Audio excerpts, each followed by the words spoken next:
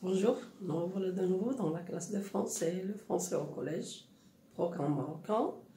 Je suis désolée pour le retard et je reviens avec les premières années collège et on va voir la production écrite. Rappelez-vous, dans cette semaine, on a travaillé la nouvelle et on a vu les caractéristiques de la nouvelle, c'est-à-dire que contient la nouvelle. On a dit qu'il y avait peu de personnages, que les faits sont précis, c'est-à-dire les événements sont précis, et on a vu surtout que la nouvelle est un récit qui se termine par une chute.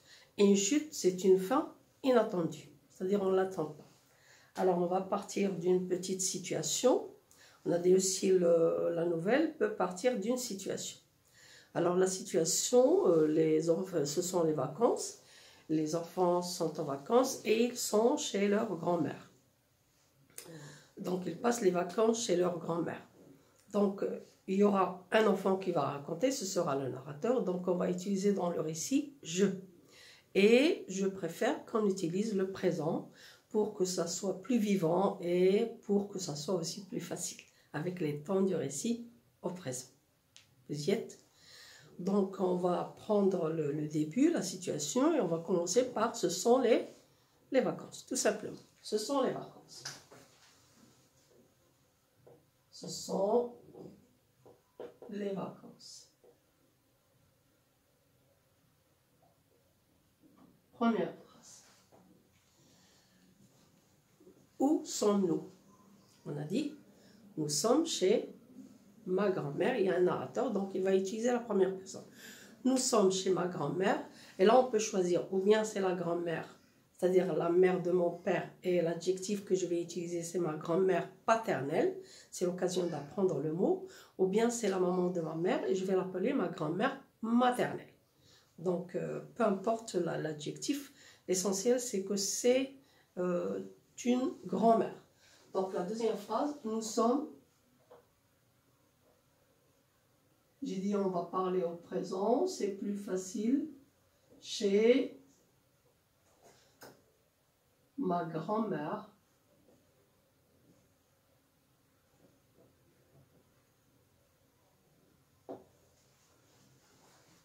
moi je vais choisir mon paternel, peu importe. Vous pouvez choisir. Voilà, une deuxième phrase. Bien, alors bien sûr il y a mes parents, il y a tous, mais mes parents sortent pour faire quelque chose, ils ont quelque chose à faire à l'extérieur. Et moi, nous les enfants, on ne veut pas sortir. Donc je vais dire, est-ce que je veux sortir avec mes parents? Non. Donc, je commence par une expression de la cause. Comme je ne veux pas sortir avec mes parents, je reste où? À la maison. Pour faire quoi? Pour jouer avec mes cousins. Il y a aussi les cousins. Donc, je passe à la phrase suivante. Et on la commence par une expression de la cause pour justifier justement la raison de ne pas accompagner mes parents. Ils m'ont dit, est-ce que tu veux sortir? J'ai dit non, je reste. Donc, comme je ne veux pas sortir avec mes parents, ça veut dire que mes parents aussi sont là. Je reste à la maison. C'est toujours la maison de ma grand-mère. Pourquoi faire? Pour, et là je présente d'autres personnages, pour jouer avec mes cousins. Voilà une phrase. Et là c'est une phrase complexe, parce qu'on a utilisé deux propositions avec l'expression comme qui exprime la cause. Bien, alors maintenant, qu'est-ce qu'on fait? Nous jouons. Oui, nous jouons au ballon. Où est-ce que nous jouons au ballon? Dans le salon, bien sûr. Alors, nous jouons au ballon dans le salon, ça rime. Et ma grand-mère, où est-ce qu'elle est? Ma grand-mère est dans la cuisine. Qu'est-ce qu'elle fait? Elle prépare à manger. Donc, j'ai ici deux propositions, deux actions différentes. Je vais dire ce que fait ma grand-mère pendant ce moment-là, ce que nous faisons, nous. Pardon. Alors, lorsque je parle de deux actions qui se passent en même temps, j'utilise l'expression « pendant que ». Elle, la phrase. Oui. Pendant que ma grand-mère, et comment on l'appelle ma grand-mère? Oui, ou bien Lella, ou bien, oui, d'autres grand-mères tout simplement, ou bien mamie. Donc il y a un nom qu'on a donné. Alors pendant que mamie, qu'est-ce qu'elle fait? Pendant que mamie prépare quoi? Le repas à la cuisine, qu'est-ce que nous faisons? Nous, ce sont deux actions qui se passent en même temps. Nous jouons au ballon dans le salon. Elle.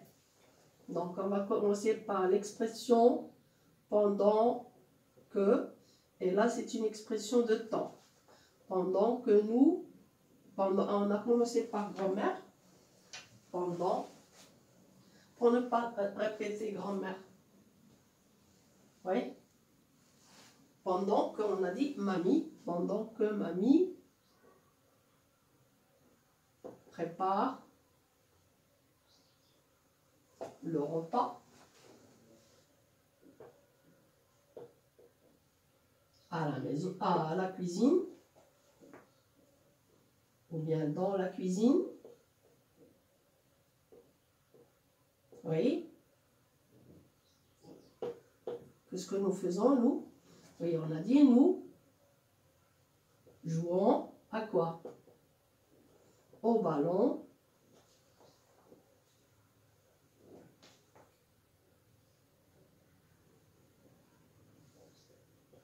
Dans le salon. Alors, nous jouons au ballon dans le salon. Qui joue? Mes cousins et moi. Donc, mes cousins et moi. Voilà une autre phrase. Elle est aussi complexe parce que on a pendant que. Elle est dans le salon marocain. Qu'est-ce qu'il y a? Oui, il y a beaucoup de choses. Et surtout, il y a le plateau à thé. On a le plateau dans lequel on met les verres à thé, la théière. C'est un symbole de bienvenue qui veut dire que si quelqu'un vient chez nous, on présente le thé. Ça fait partie de la culture marocaine. Donc le plateau à thé est toujours là. Elle. Et là, il y a un changement dans l'action. C'est-à-dire nous jouons. Il y aura un changement. C'est comme l'élément perturbateur dans le schéma narratif. Vous voyez, on peut le commencer par soudain. Voilà. Soudain. Elle est soudain, quoi. La phrase commence par soudain. Allez. Que fait le ballon? Soudain, le ballon, où est-ce qu'il tombe? Il tombe dans le plateau à thé. C'est simple. Donc on va le dire. Soudain, le ballon tombe dans le plateau à thé. Et j'ai déjà parlé du plateau lorsqu'on a fait la description de la théière. Le plateau à thé. Allez. Qu'est-ce qui se passe? Plateau à thé, bon, qu'est-ce qui va se passer? Il y a un bruit. De quoi? Des verres. Bien sûr, les verres se sont brisés ou bien ils sont tombés, ils se sont dispersés. Oui, que font les... Ils étaient posés bien précisément, bien comme il faut. Donc, ils se dispersent dans le plateau. Hein? Les verres se dispersent. Les verres tombent, oui. Et en tombant, en se dispersant, qu'est-ce qu'il y a? Un bruit. Donc là, c'est comment on appelle le bruit de quelque chose qui se casse? Oui. Ça vient du verbe. Donc, se casser, casser, synonyme. Oui. Briser, oui. Il y a aussi fracasser. Donc, ce sont des mots synonymes. On va utiliser le nom qui vient du verbe fracasser. Donc, les vers se dispersent, oui, ou bien tombent dans un, le nom qui vient de fracasser, utiliser la diminution, enlever des suffixes, hein, fracas, voilà. Donc, on va dire, on a dit quoi? On a commencé par soudain. Soudain, le ballon tombe dans le plateau à thé. Les vers. Oui, les vers. Bien sûr, ce sont les vers à thé. Se dispersent.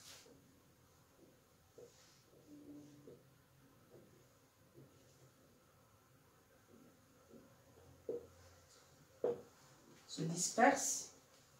Ou bien tombent, quand vous voulez. Oui. Et le bruit dans un fracas. Dans un fracas, on l'entend dans toute la maison. Le verbe.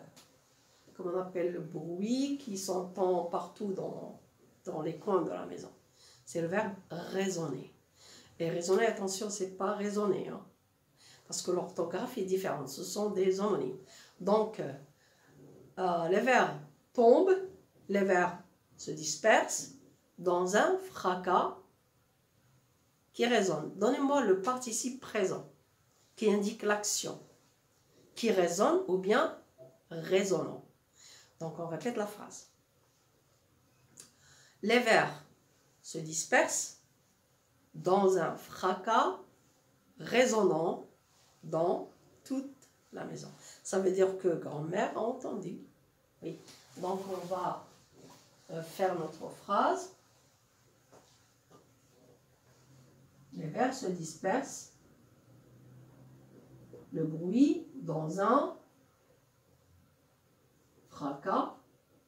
Et fracas vient du verbe fracasser. Et fracasser veut dire briser. Dans un fracas résonnant, regardez l'orthographe de résonnant. Et là, ça veut dire faire un bruit. Tandis que résonner, avec l'esprit, ça s'écrit AI. Résonner, AI. Et là, c'est E-accent. C'est l'occasion de l'apprendre. Donc, résonnant dans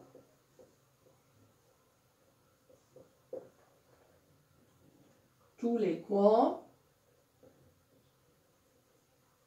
de la maison. Vous y êtes? Voilà ma phrase. Alors jusqu'à maintenant, je suis dans un récit normal. Il n'y a pas de problème. Maintenant, je voudrais appliquer, je vais arriver à la caractéristique spéciale de la nouvelle. Allez, qu'est-ce qu'on va dire? Bon, dites-moi, lorsque grand-mère va entendre ce bruit, qu'est-ce qu'elle va faire? Oui, grand-mère va arriver. Elle va arriver jusqu'au salon. Et, à votre avis, qu'est-ce qu'elle va faire? Elle va punir les enfants. Ouais, ils ont cassé les verres à thé de mamie. Hein? C'est quelque chose de cher dans le salon, les verres à thé. Donc, les enfants attendent quoi? Une punition. Alors, quand le ballon est tombé dans les verres et que les verres sont brisés, quelle est la réaction des enfants? Est-ce qu'ils bougent? Ils restent à leur place. L'expression pour dire qu'ils ne bougent pas tellement ils ont peur. Oui, ils restent. Qu'est-ce qu'on va dire? Ils restent comme un clou dans le mur. Ils restent cloués. Ils restent cloués et ils ont peur là. Ils restent cloués. Qu'est-ce qu'ils attendent? Attendant la punition. Attendant bien sûr une punition parce qu'ils sont sûrs que grand-mère va crier, il va les punir. Donc on va dire d'abord la réaction des enfants. Les enfants, et les enfants c'est nous. Donc le narrateur va dire nous. Nous restons Et l'expression pour dire qu'il ne bouge pas, cloué, comme un clou. Et qu'est-ce que nous attendons? Attendons quoi? La punition. Ou bien attendons une... Comment va être cette punition? Hein? Sévère. Une punition sévère. Voilà la phrase. Grand-mère ne vient pas tout de suite. Hein. Allez, quelle est l'expression que je vais dire? Hein? Après un moment. Oui, après un moment. Alors, je peux dire ou bien après un moment, c'est l'occasion de l'apprendre, ou bien un moment plus tard, oui, quelques moments plus tard, 10 minutes plus tard, je ne sais pas. Donc, je peux utiliser l'expression plus tard ou bien après un moment. Donc, j'ai le choix. Alors, un moment plus tard, ma grand-mère ne vient pas tout de suite. Un moment plus tard.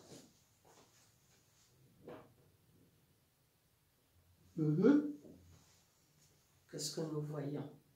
C'est nous. Nous voyons arriver mamie. Un moment plus tard, je mets virgule. Nous voyons arriver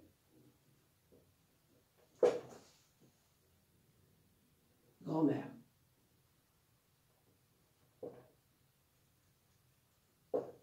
Voilà. Donc nous, on va la regarder. On va regarder l'expression de son visage. Parce que quelqu'un qui est en colère, on lit la colère sur son visage. Quelqu'un qui est calme, on lit le calme sur son visage. Mais là, le visage de ma grand-mère, on n'arrivait pas à lire.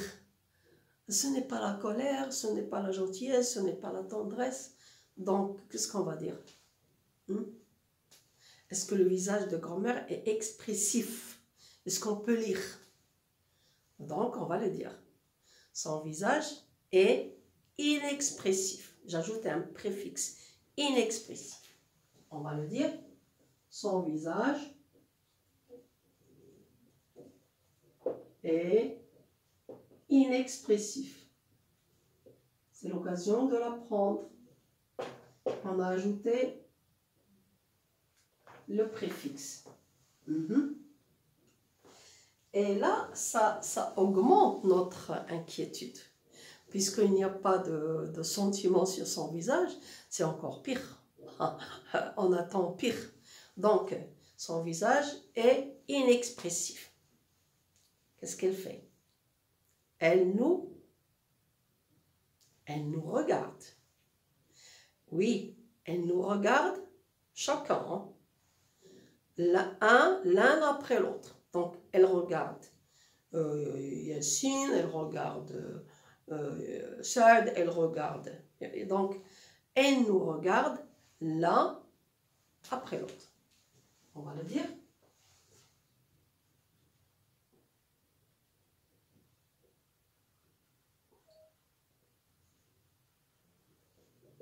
L'un après l'autre. Elle ne rate personne. Et là, cette réaction-ci, elle augmente la peur. Vous voyez? Donc, il y a un suspense dans la punition. On ne sait pas ce qu'elle va faire. D'abord, le visage inexpressif, puis elle nous regarde, elle nous dévisage, elle nous fixe l'un après l'autre. Ah, ben mon Dieu, qu'est-ce qu'elle va faire? Alors, ensuite, oui, est-ce que les enfants ne vont pas parler? Je vais dire quelque chose. Là, moi, j'ai peur. Qu'est-ce que je vais dire? Disons une parole. Oui? Est-ce qu'on l'a fait exprès? Oui? On ne l'a pas fait exprès, mamie. Excuse-nous.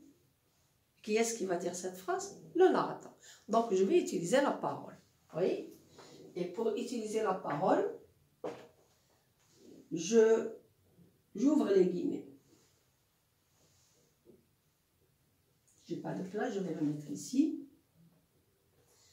j'ouvre les guillemets, après ma phrase, l'autre. Et on va mettre « on ne l'a pas fait ».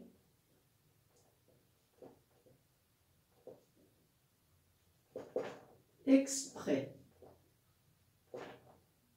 Mamie. On ne l'a pas fait exprès, mamie. Qui est-ce qui dit cette phrase? C'est moi. Donc je vais mettre le verbe introducteur à la fin. Dis-je. C'est moi qui dis. On ne l'a pas fait exprès, mamie. Oui. Et là encore, on attend la punition. Hein. Maintenant, je voudrais utiliser la chute. Et la chute, c'est l'une des caractéristiques de la nouvelle. La chute. Qu'est-ce qu'on a dit? On attend la punition, mais là, pour qu'il y ait une chute, il n'y a pas de punition. Alors, faisons parler grand-mère. Oui. D'abord, qu'est-ce qu'elle fait? Elle avait le visage inexpressif. Oui. Oui. Soudain, tout à coup, qu'est-ce qu'elle fait? Elle, le verbe. Elle éclate de rire. Voilà. Donc, on va le mettre. Tout à coup. Pour ne pas répéter soudain, ce sont des synonymes. Tout à coup, elle éclate de rire et dit. Et là, je vais mettre la parole de grand-mère. Et dit. Est-ce qu'elle est inquiète pour le sévère? Hein? Ce n'est pas grave. Oui? Hein? Ce n'est pas grave. L'essentiel pour moi, hein? L'essentiel, c'est que vous n'êtes pas, c'est que vous ne soyez pas blessé. Donc elle va le dire. Ce n'est pas grave.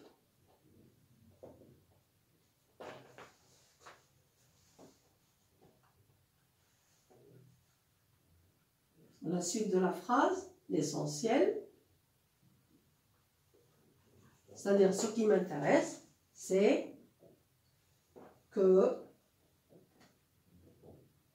vous ne soyez pas quoi? Blessé.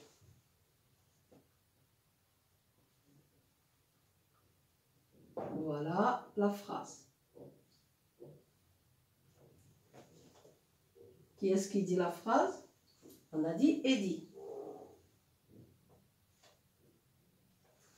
Je vais ajouter quelque chose pour dire que, pour justifier justement le fait que ce ne soit pas grave. D'ailleurs, qu'est-ce qu'elle voulait faire à ces vers? Ils sont très anciens, elle les a achetés il y a 2 ans. Donc, d'ailleurs, je n'aime plus ces vers. Je vais les changer. Je vais en acheter d'autres pour calmer un peu le jeu. Et donc, elle ajoute d'ailleurs. Et d'ailleurs, c'est un mot qui s'écrit avec S. D'ailleurs, je n'aime plus ces vers.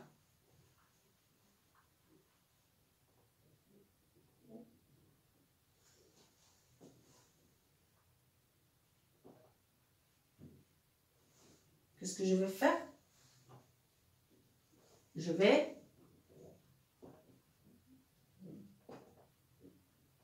en acheter d'autres. Et là, je ferme les guillemets. La parole de ma grand-mère. Pour les enfants, ouf, hein? Nous sommes enfin, ouf, le verbe, soulagés. Nous sommes enfin soulagés.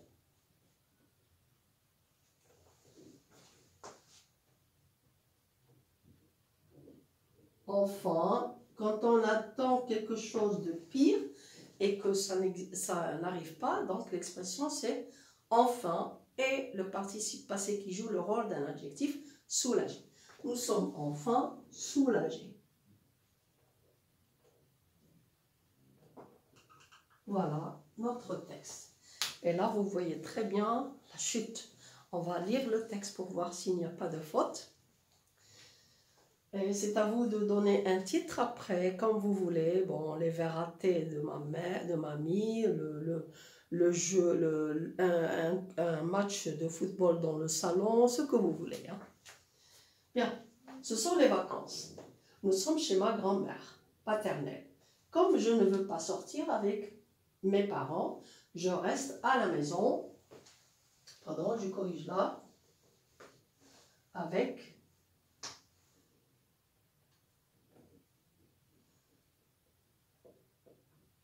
mes parents, je reste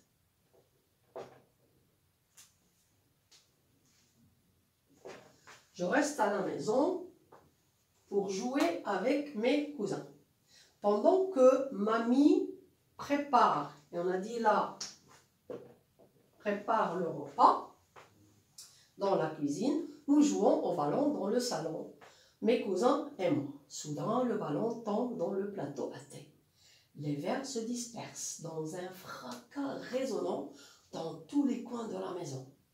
Nous restons cloués, attendant une punition sévère. Un moment plus tard, nous voyons arriver grand-mère. Son visage est inexpressif. Elle nous regarde l'un après l'autre.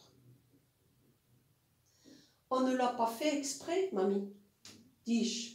Tout à coup, elle éclate de rire et dit « Ce n'est pas grave, l'essentiel c'est que vous ne soyez pas blessés. D'ailleurs, je n'aime plus ces verres. Je vais en acheter d'autres. » Nous sommes enfin soulagés. Vous y êtes? Donc là, c'était un exemple de nouvelles. Vous pouvez en écrire d'autres pour appliquer justement les caractéristiques de la nouvelle. J'espère qu'on a compris.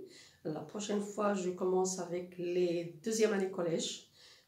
Et comme on me l'a demandé, on m'a demandé de terminer la production écrite sur la fugue, je vais la faire, c'est-à-dire je vais commencer la semaine par la production écrite. À la prochaine fois.